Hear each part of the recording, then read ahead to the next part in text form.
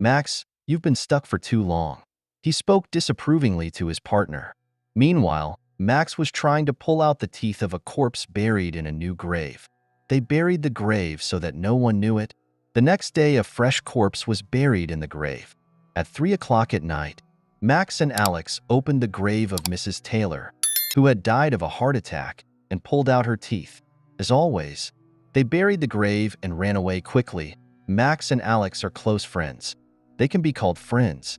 They have been digging up graves for 3 months and stealing gold teeth from dead bodies. They sell the teeth in the market and enjoy the money. They drink, spend time with prostitutes.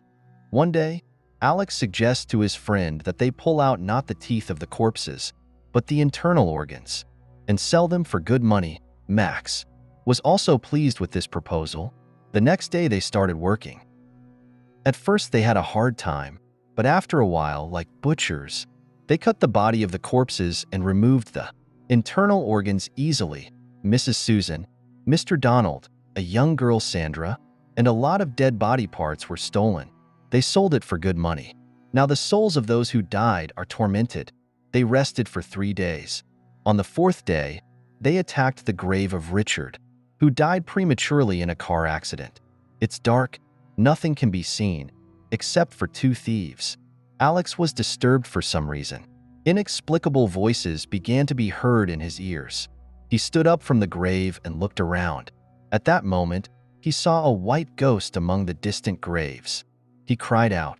Max told about it, but careless Max did not believe it, and says that he is tired and needs to sleep well. The next day, they came to the grave to commit another robbery.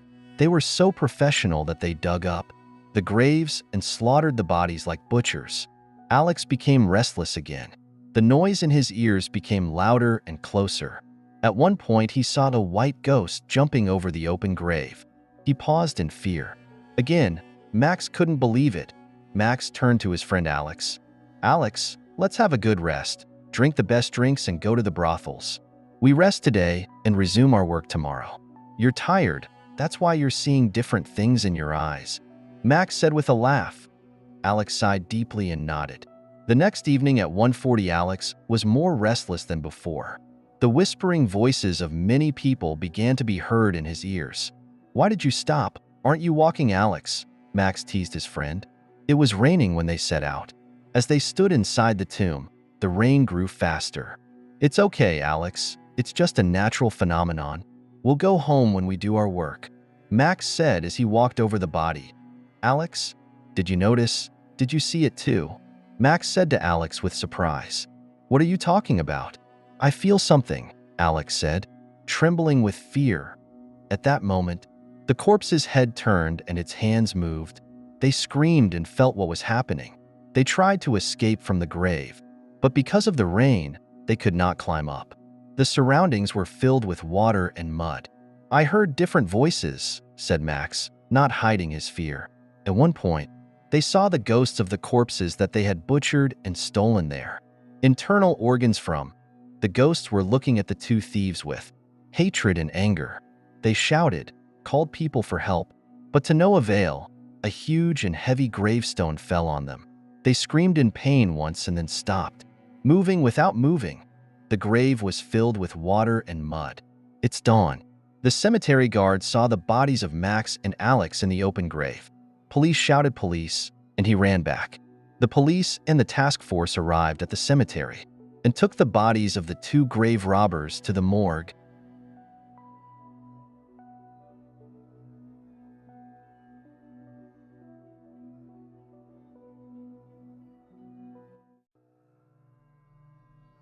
In the dimly lit corridors of St. Agnes Hospital, whispers of the past danced with the shadows. It was said that the ghost of a troubled woman roamed the wards. Her presence felt most acutely in room 307. Years ago, Emily Carter had been a dedicated nurse, known for her kindness and fierce dedication to her patients. However, the weight of the job had taken a toll on her.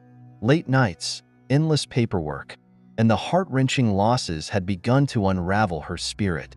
One fateful night, after a particularly tragic shift, Emily succumbed to despair, leaving behind her dreams and a note that simply read, "I'm so sorry." After her passing, rumors began to circulate. Some said they could hear her soft sobs echoing through the halls, while others claimed to see her silhouette flitting between the rooms, always watching. New staff members were warned about room 307, where the air felt heavy with sorrow, and the lights flickered unpredictably. One rainy evening, a new nurse named Sarah took her first shift in the hospital. She was determined to make a difference, just like Emily once had. As she settled into her routine, she felt an unexplainable pull toward room 307. Despite the warnings, Sarah couldn't shake the feeling that something was waiting for her inside. As she opened the door, a chill swept over her. The room was empty, save for the remnants of a life once lived, a faded photograph of Emily, smiling with a group of colleagues, a worn-out journal on the bedside table. Compelled by curiosity, Sarah picked up the journal, its pages yellowed and fragile. Flipping through, she discovered Emily's thoughts, her dreams, her fears, her unwavering commitment to her patients, and ultimately, her feelings of helplessness. As she read, Sarah felt a wave of empathy wash over her. She understood the pressures of the job all too well. Suddenly, a soft breeze rustled the pages, and she could have sworn she felt a presence behind her. Heart racing, she turned but saw nothing. Instead, she found a single tear rolling down her cheek, as if Emily herself were mourning the life she had lost. Determined to help the spirit find peace, Sarah began to talk to the air, sharing her own struggles and the importance of self-care. She told Emily that it was okay to feel overwhelmed, that she wasn't alone in her pain.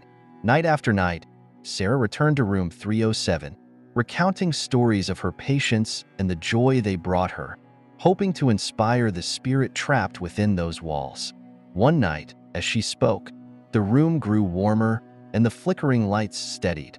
A soft sigh echoed in the silence, and Sarah felt a gentle presence beside her. In that moment, she knew Emily was listening, and a sense of calm enveloped them both. From then on, the hospital seemed lighter. The rumors of Emily's ghost began to fade, replaced by a newfound sense of hope among the staff. Sarah continued to honor Emily's legacy by advocating for mental health and supporting her colleagues, ensuring that no one felt alone in their struggles again. And as the years passed, room 307 transformed from a place of sorrow into a sanctuary of healing, where the echoes of a troubled woman turned into whispers of compassion, guiding others toward a brighter path.